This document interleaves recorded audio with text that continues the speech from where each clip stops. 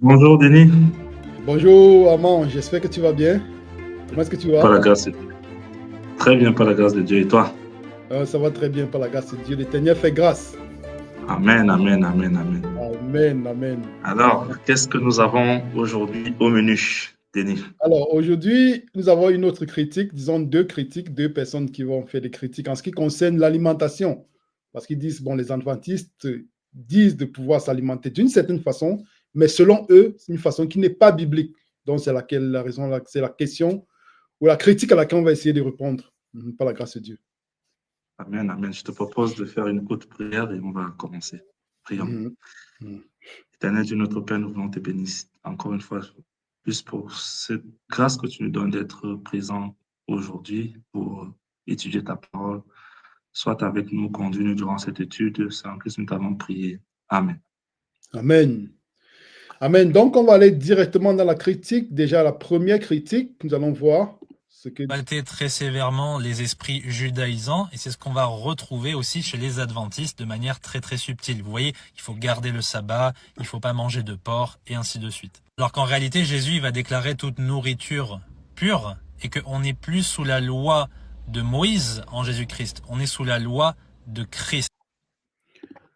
Ok, donc dans cette critique, déjà, avant de commencer, nous voyons que le frère dit que nous avons des esprits, Paul combattait les esprits judaïsants. Et parmi les esprits judaïsants, tu vois, par exemple, c'était le sabbat. Et puis, toi et moi, je vois que si nous allons dans la Bible, est-ce que le sabbat était juif? Non, Le Jésus sabbat lui va dire que le sabbat a été fait pour l'homme. Il n'a pour pas dit pour les l'homme. juifs. Amen, Pour l'homme. amen, pour Et l'homme. ça nous renvoie tout droit dans Genèse. Dans Genèse, Adam n'était pas juif. Donc, Tout à fait. donc déjà, il y a déjà cette chose déjà éclaircie que Adam n'était pas juif. Donc, que ce soit les règles sur l'alimentation que sur le sabbat, ce n'était pas juste des choses pour les juifs. Donc, on va aller dans une autre critique et on va revenir. La santé dans la Bible, ce n'est pas salutaire. C'est pour ta santé. Dieu veut que tu sois en santé. Tu n'es pas pour, quand Dieu dit de ne pas manger le porc. Ce n'est pas parce que tu manges le porc, tu es perdu. Le salut, c'est en Jésus. C'est que si tu manges, tu seras malade. Mhm. Donc, nous voyons ici qu'il y a quelque chose de commun entre les deux frères, n'est-ce pas? Les deux disent le salut, c'est en Jésus-Christ.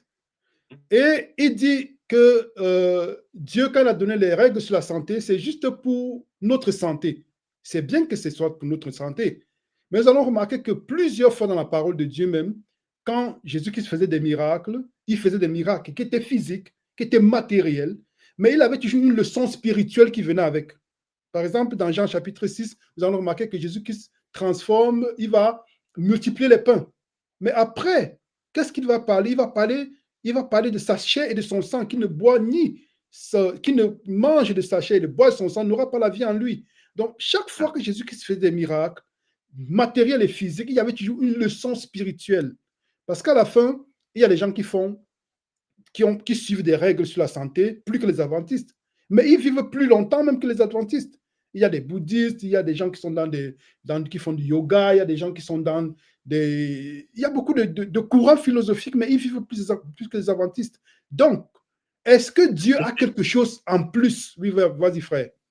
Non, je suis tout à fait d'accord avec toi. Et d'ailleurs, ça me fait penser à un texte biblique et je vais peut-être le lire tout de suite. Mhm, Si on va mhm, dans Deutéronome chapitre 8, mhm, au verset 3, il est écrit: mhm, Il t'a humilié, il t'a fait souffrir de la faim, il t'a nourri de la manne que tu ne connaissais pas et que tu mhm, n'avais pas connu tes pères, mhm, afin de t'apprendre que l'homme ne vit pas de pain seulement, mais mhm, que l'homme vit de tout ce qui sort de la bouche de l'Éternel. Et justement, les Israélites n'ont pas compris que la manne, comme tu viens de le dire si justement, mhm, avait une leçon spirituelle. Qu'est-ce qu'ils ont fait mhm, quand ils ont dit que nous, on en a marre, je suis en train de paraphraser, bien sûr, on en a mhm, marre de la manne, on a besoin de la viande. Est-ce que la viande était destinée à leur faire comprendre que l'homme ne ferait pas seulement de pain? Non. Est-ce que mhm, l'alimentation qu'ils avaient en Égypte leur permettait de comprendre que l'homme ne vivrait pas seulement de pain? Non. non. Justement parce qu'ils ont la manne, ils n'ont pas appris la leçon spirituelle et la conséquence, nous la connaissons. Et Mhm. c'est dans 1 Amen. Corinthiens chapitre 10 au verset 11, Paul va dire que toutes ces choses ont été écrites. Pourquoi? Pour Pour notre notre instruction. exemple, Donc, oui, notre le fait instruction. de réduire souvent la parole de Dieu pour pouvoir l'adapter à ce que nous croyons être la solution selon notre entendement, c'est souvent, comment dire ça, c'est souvent ne pas comprendre la profondeur des choses. Je te laisse continuer. Mhm. Ok, merci frère. Ça, c'était très important. Oui, donc c'est un exemple vraiment très pratique de ce que Dieu veut pour nous. Donc, vivre 100 ans, est-ce qu'il faudrait que nous soyons aussi, nous réfléchissons un peu. Parce que est-ce que Dieu veut juste qu'on vive 120 ans? Et puis quoi? Ça veut dire Dieu a quelque chose de plus. Donc, on va aussi voir une autre affirmation, une autre critique, et nous allons venir pour pouvoir argumenter par rapport à la Bible, ce que la Bible dit. Brocoli dans votre bouche, vous donnez. Est-ce que vous pensez qu'un morceau de brocoli dans votre bouche vous donnera une sainteté et mieux que quelqu'un qui consomme du porc? Mhm. C'est ça, c'est légitime. Les personnes se C'est une posent la question que vous question. se posez. Ok, c'est une question qu'on se pose aussi, que les gens se posent. Mais qu'est-ce que Dieu a en plus? Parce qu'après, qu'est-ce qu'il va dire dans une autre critique? Qu'est-ce qu'il va dire, par exemple? Alors, on va voir, allez. Ceux qui s'écartent occasionnellement pour satisfaire le goût de manger une dinde grasse d'autres viandes carnées pervertissent leur appétit. Et elle va même plus loin en disant que ceux-là, il y a d'autres qui pêchent contre Dieu par leur manière de vivre, parlant de l'alimentation. Donc c'est un péché. Parce que le péché, c'est la transgression de la loi. Donc quand tu peux transgresser la loi, c'est un péché. Ok. Donc, allons voir maintenant dans la parole de Dieu, parce que nous avons vu les accusations. Il y a d'autres accusations aussi. Mais allons voir dans la parole de Dieu si ce que nous disons, ou bien ce qu'enseigne le mouvement adventiste, l'Église adventiste du 7e jour, est en accord avec la parole de Dieu. Donc, frère, je vais t'inviter à aller avec moi dans 1 Corinthiens chapitre 6. 1 Corinthiens chapitre 6. Parce qu'on dit le salut est en Jésus-Christ, ça n'a rien à voir avec le salut. C'est ce qu'on a vu dans les critiques. 1 Corinthiens chapitre 6. 1 Corinthiens chapitre 6, lisons ensemble les versets 9 à 10. Chapitre 6, les versets 9 à 10. Mhm. Alors, tu vois mon écran? Oui. Ne savez-vous pas que les injustes n'hériteront point le royaume de Dieu? Ne vous y trompez pas. Ni les impudiques, ni les idolâtres, ni les adultères, efféminés, ni les infâmes, ni les voleurs, ni les cupides, ni les ivrognes, ni les outrageux, ni les ravisseurs n'hériteront le royaume de Dieu. Ok. Donc, maintenant, nous sommes à l'alimentation. Est-ce que c'est un rapport avec le salut? Est-ce que c'est un péché? Nous avons vu dans la critique du frère qu'il dit, en citant l'esprit de prophétie, en citant Ellen White, que quand on dit l'esprit de prophétie, c'est pour donner l'autorité à l'esprit qui parle à travers le prophète. Donc, il dit qu'elle a dit que c'est un péché. Ok. Quand nous allons dans 1 Corinthiens 6, verset 9 à 10, et qu'il est écrit au verset 9, ne savez-vous pas que les injustes n'hériteront point du royaume de Dieu? Qu'est-ce qu'on appelle un injuste? Qu'est-ce qu'un injuste, mon frère? Est-ce qu'on peut aller un peu sur Google pour voir un peu que veut dire injuste? Quelle est la définition injuste? Qu'est-ce que ça signifie? Si on peut aller un peu sur Google, on voit un peu la signification de la parole injuste. Ouais. Qui agit contre la justice ou l'équité. Ok. Qui est contraire à la justice. Ok. Qui agit contre la justice et l'équité. Qui est contre la justice. Bon, si on dit que les injustes n'hériteront point le royaume des cieux, comme nous avons vu dans 1 Corinthiens chapitre 6, versets 9 et 10, parmi ces injustes, nous allons voir que Paul cite les fornicateurs, les idolâtres, les adultères, les efféminés, qui veut dire les homosexuels, et puis aussi les voleurs, les avares, les ivrognes, les outrageux, les ravisseurs. Qu'est-ce qu'il dit? N'hériteront point du royaume de Dieu. Donc, celui qui est injuste, c'est celui qui est contre la justice. C'est celui qui est contre l'équité. Donc, ça veut dire que c'est quelqu'un qui aime l'iniquité. Et qu'est-ce que l'iniquité? Nous allons voir dans la parole de Dieu. Pourtant, Dieu, lui, dans le psaume 99, allons un peu dans le psaume 99, verset 4. Psaume 99, verset 4. Psaume 99, verset 4. Psaume 99, Verset verset 4. 4, est écrit: Qu'on célèbre la force du roi qui aime la justice. Tu affermis la droiture, tu exerces la justice. Tu exerces en Jacob la justice et l'équité. Tu exerces en Jacob la justice et l'équité. Donc, nous avons vu que l'injuste, c'est celui qui est contre la justice et l'équité, comme nous avons vu dans Google. Donc, ça veut dire quoi? Que si nous retournons dans 1 Corinthiens chapitre 6, verset 9, nous voyons bien que les injustes, c'est qui? Ceux qui n'hériteront point du royaume de Dieu. Donc, les injustes n'hériteront point le royaume de Dieu. Donc, ça veut dire que les injustes n'entreront point dans le royaume de Dieu. Donc, c'est un rapport avec, si quelqu'un est injuste, ça veut dire qu'il est en train de transgresser la justice de Dieu. Mais qu'est-ce que la justice de Dieu? Dans le psaume 119, verset 172, il est écrit: tes commandements sont justice.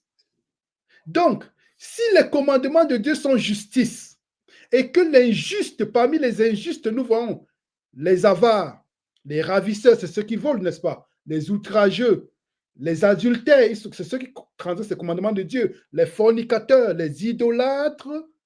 Parmi toutes ces injustes, on cite les ivrognes. Frère, est-ce que les ivrognes, qu'est-ce que les ivrognes font parmi les injustes? Si les ivrognes sont parmi les injustes, ça veut dire que les ivrognes sont en train de transgresser la justice de Dieu. Parce qu'ils sont cités aussi parmi les injustes. Oh, qu'est-ce qu'un injuste? C'est quelqu'un qui est contre la justice et l'équité. Donc, l'ivrogne qui ne fait que boire est en train de transgresser une loi. Parce qu'on a toujours pensé que les règles sur l'alimentation, moi aussi j'ai grandi, il y a des gens qui m'ont toujours dit, les règles sur l'alimentation, c'était juste des bons conseils. Mais quand on va approfondir dans la parole de Dieu, on se rend compte que non, ce n'est pas que juste des bons conseils, ce sont des lois.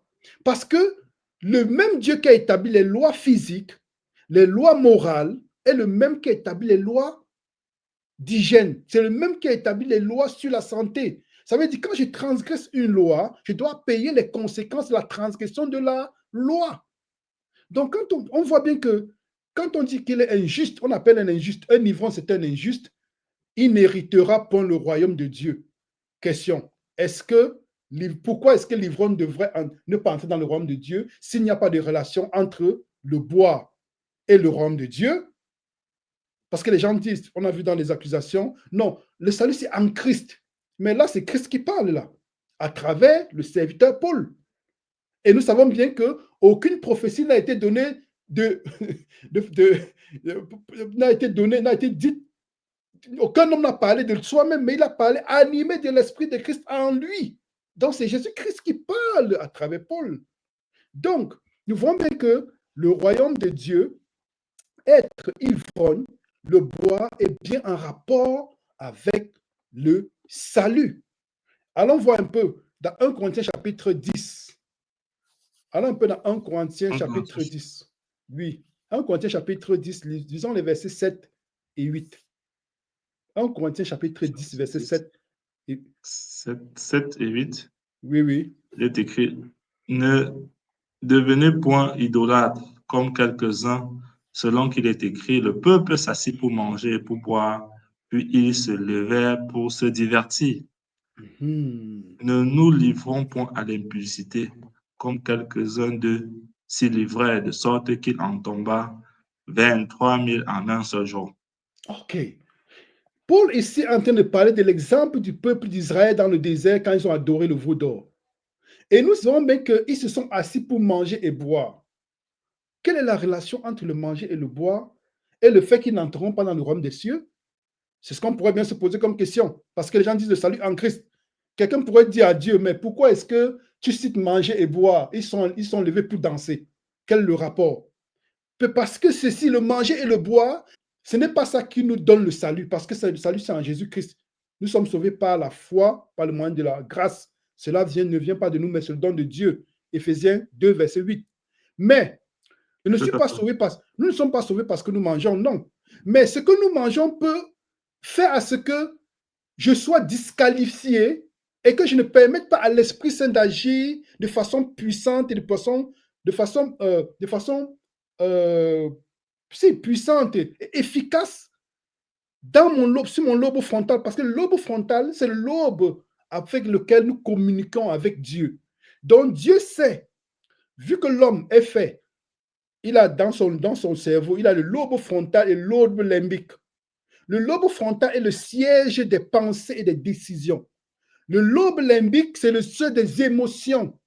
Alors, qu'est-ce qu'a fait ce peuple dans le désert? Quand nous lisons 1 Corinthiens chapitre 10 que nous avons lu après, venons après de lire, c'est parce que ceux-là, en mangeant et en buvant ce qu'ils ont mangé et bu, ceci les a mis dans les conditions que ce soit leur chair qui soit plus en action que leur esprit. Ça veut dire quoi? Que le lobe limbique a été mis en action et a mis en stand-by le lobe frontal. Ça veut dire quoi? L'homme, normalement, doit, s'il alimente le lobe limbique par ce que nous voyons, parce que nous mangeons, parce que nous entendons, nous serons plus alimentés et plus excités peut-être à faire des choses, à satisfaire la chair. Alors que Dieu dit, si vous vous alimentez d'une bonne façon, vous aurez plus la propension à pouvoir, vous serez plus enclin à faire les choses de l'esprit. Donc nous voyons bien que le manger et le boire ne nous sauvent pas, mais le manger et le boire peuvent nous empêcher d'entrer dans le royaume de Dieu.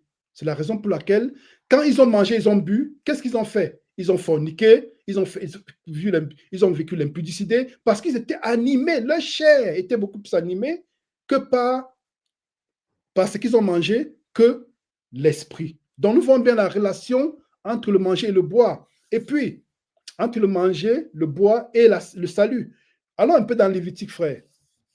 Dans Lévitique chapitre 10, Lévitique chapitre 10, lisons les versets 8 à 10. Lévitique chapitre 10, versets 8 à 10. 8 à 10. Il est écrit: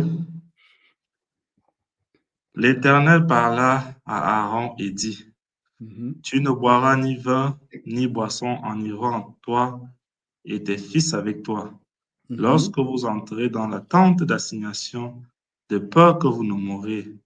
Ce sera une loi perpétuelle parmi vos descendants, afin que vous puissiez distinguer ce qui est saint de ce qui est profane, ce qui est impur de ce qui est pur. Regardons bien. Dieu dit, vous ne boirez point de boisson enivrante, ni toi, ni tes fils, et toi, Aaron.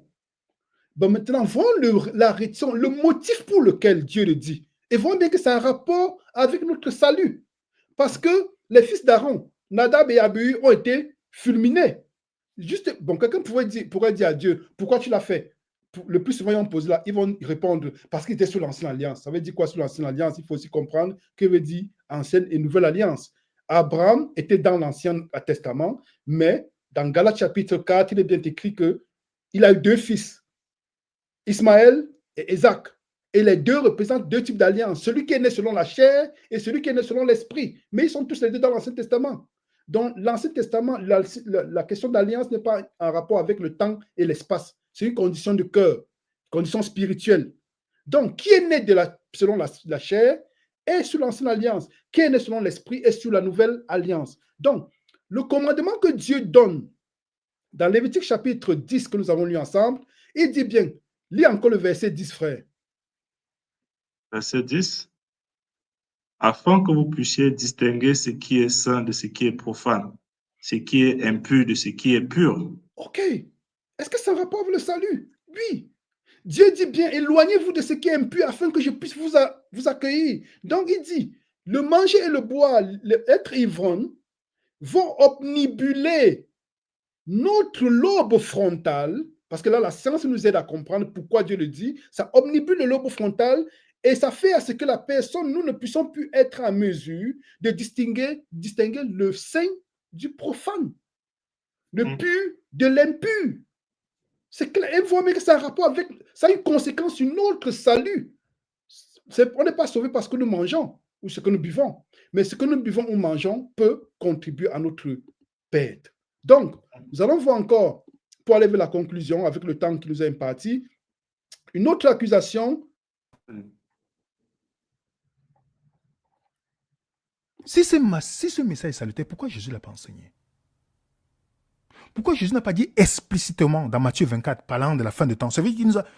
Pourquoi il n'a pas dit que vous devez devenir végétarien? C'est une question légitime. Pourquoi est-ce que Jésus-Christ ne l'a pas enseigné? Ça, c'est les bases vraiment. Cette étude, c'est la base pour pouvoir comprendre toutes les autres accusations qu'il y aura dans d'autres épisodes.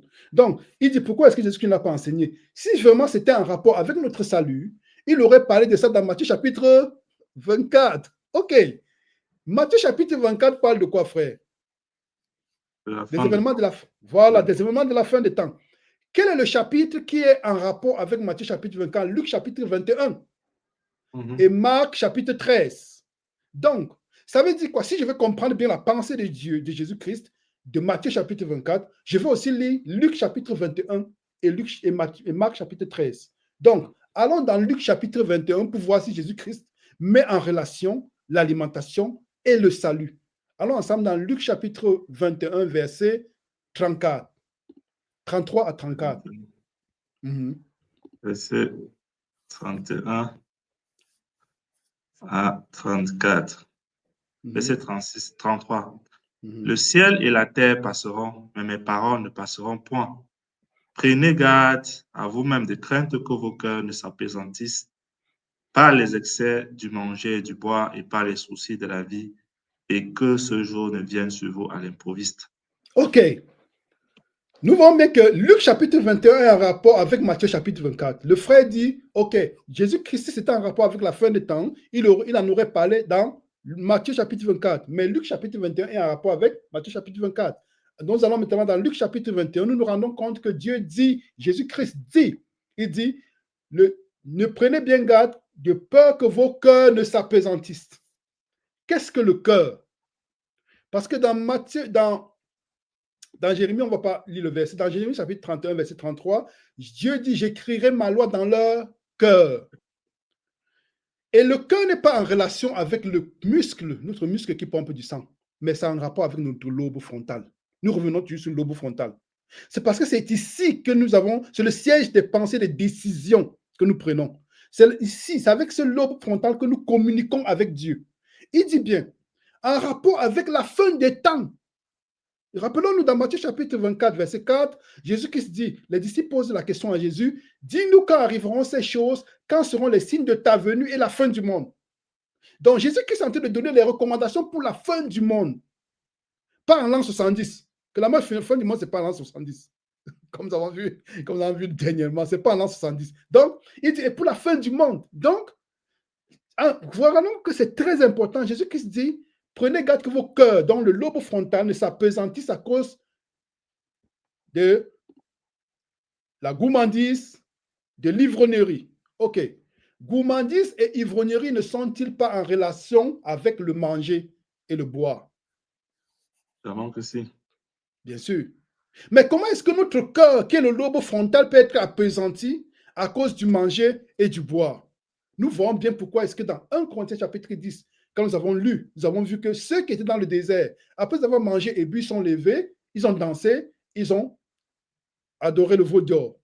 Nous voyons bien que, comme nous avons dit, scientifiquement parlant, nous avons un lobe frontal et un lobe limbique qui est le siège des émotions, mais le siège des pensées, des décisions, c'est le lobe frontal. Donc, Jésus-Christ dit que votre lobe frontal ne s'apesantisse. Donc, à la fin des temps, le manger et le boire seront d'une importance capitale. Une importance capitale. Là, nous sommes seulement sur le manger et le boire. Dans un autre épisode, certainement, on va parler de pur et impur pour entrer vraiment dans, parce que les gars vont dire que, ok, nous sommes dans la nouvelle alliance, parce que pur et impur, non. Mais là, maintenant, nous sommes dans la base, c'est basique. Donc, du coup, si quelqu'un a compris cette base, ce que nous sommes en train de faire, partager ensemble, ils vont comprendre mieux le reste. Mais le plus souvent, on ne comprend pas le reste parce que nous n'avons pas compris la base. Donc, nous avons vu déjà que c'est en rapport avec le péché, parce que nous avons vu que les injustes n'hériteront pour le royaume des cieux, comme nous avons vu dans 1 Corinthiens chapitre 6, versets 9 et 10. Un injuste et les ivrognes sont cités parmi les injustes. Et nous allons voir aussi une autre relation avec le salut. Allons dans Ézéchiel, frère. Ézéchiel, Ézéchiel chapitre 16, on va conclure avec ça. Ézéchiel chapitre 16, versets 48 à 49. Ézéchiel Ézéchiel chapitre 16, versets 48 à 49.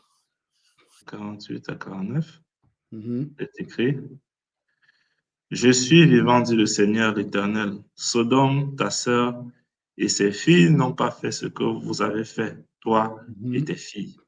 Mhm. Voici quel a été le crime de Sodome, ta sœur. Mhm. Elle avait de l'orgueil. Elle vivait dans l'abondance et dans une insouciante sécurité. Mhm. Elle et ses filles, elles ne se soutenaient pas la main du malheureux et de l'indigent. Ok, regardons bien. Voici ici l'iniquité de ta sœur Sodome. Nous avons bien vu que les injustes sont ceux qui sont contre la justice et l'équité. Donc, ce sont ceux qui sont qui acceptent l'iniquité. OK. Qui pratiquent l'iniquité. Et nous voyons bien ici dans Ézéchiel chapitre 16 que l'iniquité de sa sœur Sodome, c'est quoi? L'orgueil, l'abondance de pain. Est-ce que le fait d'avoir de l'abondance de pain en soi est une faute en soi? Est-ce que c'est une faute? Est-ce que c'est un péché? Parce que l'iniquité, c'est quoi? C'est la transgression de la loi. Le frère lui-même l'a dit.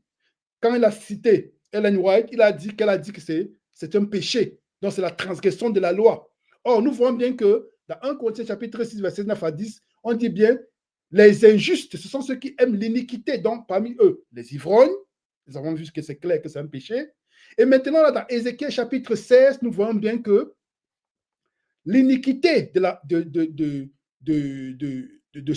Gomorrhe, de Sodome, c'est quoi? L'orgueil et l'abondance du pain.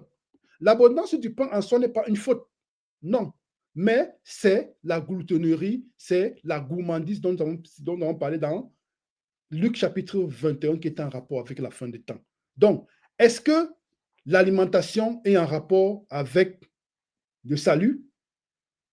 Nous disons clairement que l'alimentation est en rapport avec le salut. Nous ne sommes pas sauvés parce que nous mangeons, c'est ce que soit bien clair.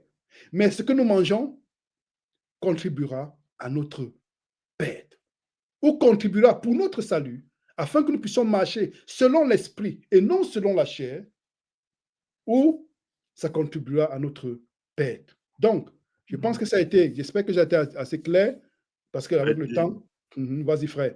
Ça a été assez clair. Je voudrais juste rajouter deux textes pour appuyer ce que tu viens de dire. Je vais commencer par 1 Corinthiens chapitre 6. Je vais revenir dans 1 Corinthiens chapitre 6. Je vais lire le verset 19 que nous connaissons. Il est écrit: Ne savez-vous pas que votre corps est le temple du Saint-Esprit qui est en vous et que vous avez reçu de Dieu et que vous ne vous appartenez pas vous-même? Donc, nous voyons que nous sommes le temple du Saint-Esprit. D'ailleurs, si nous lisons un peu le verset où il est écrit: Fuyez l'impudicité. Quelque péché qu'un homme commette, ce péché est hors du corps.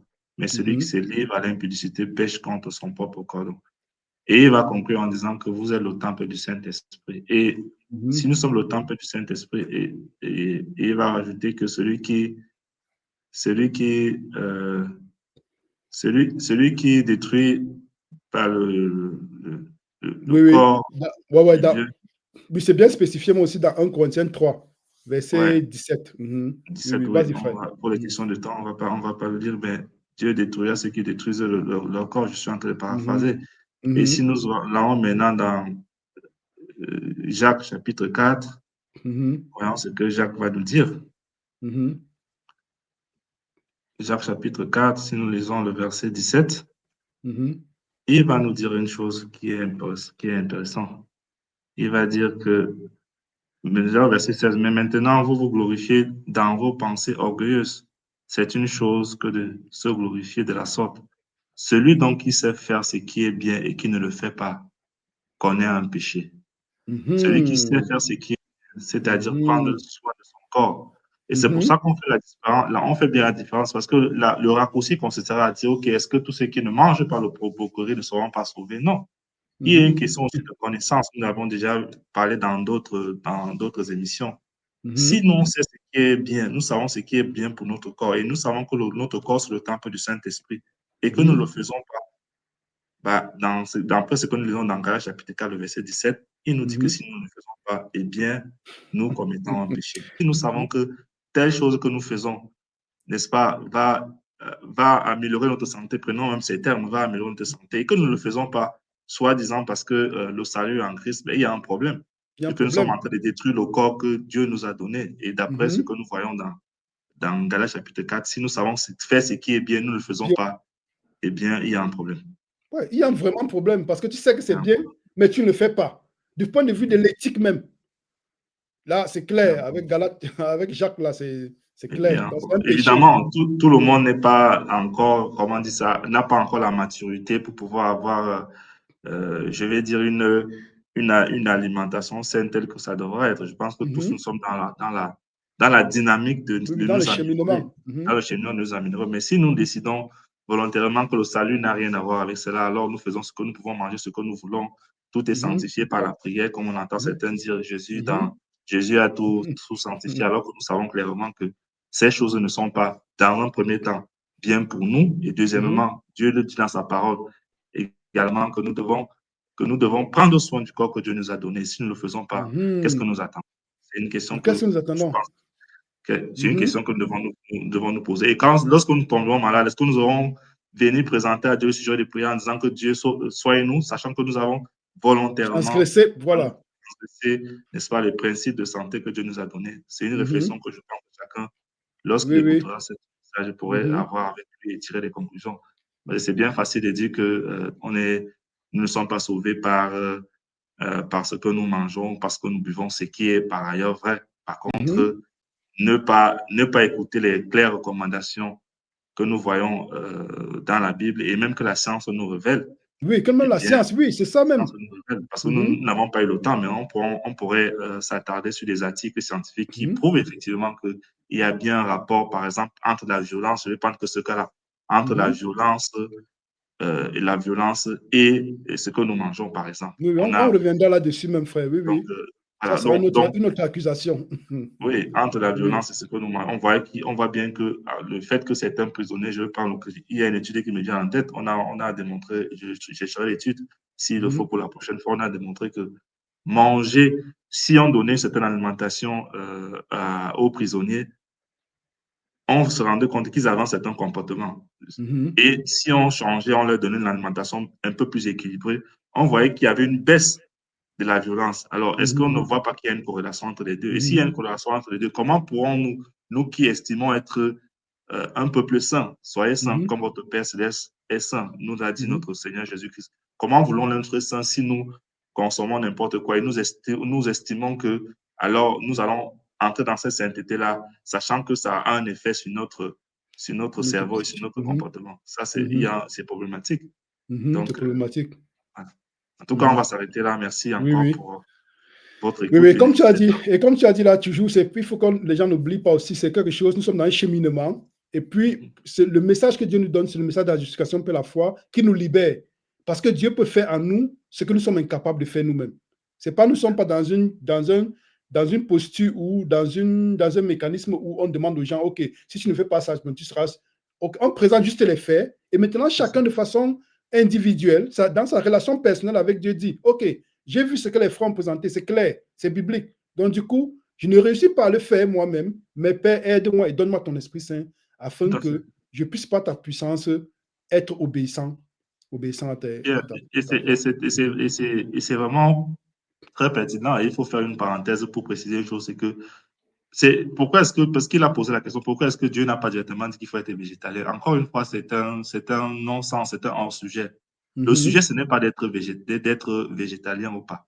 Le système, c'est d'entrer dans le processus de savoir faire tout ce qui est bien pour ma santé. Je veux dire, dans certains contextes où on n'a rien, on n'aura que la viande à manger. Effectivement, ça serait la chose la mieux. Ça sera légitime. C'est ce qui est mieux. On peut parler de végétarisme, de végétalisme dans le contexte, peut-être, je vais dire, prenant le contexte des pays où on va dire, des pays de l'Occident, parce qu'il y a abondamment de quoi manger. Le même principe ne s'appliquera pas dans un pays, je sais pas moi, qui est détruit par la guerre, où il n'y a que, Tu n'as rien à où manger. les gens mangent que ce qu'ils voient. Ils mangent Oui, que c'est ça. ce qu'ils voient. Donc, c'est totalement hors Oui, sens de vouloir il faut que être Dieu... équilibré aussi. Voilà, il faut garder du bon sens et ne pas dire des choses qui sont hors sens.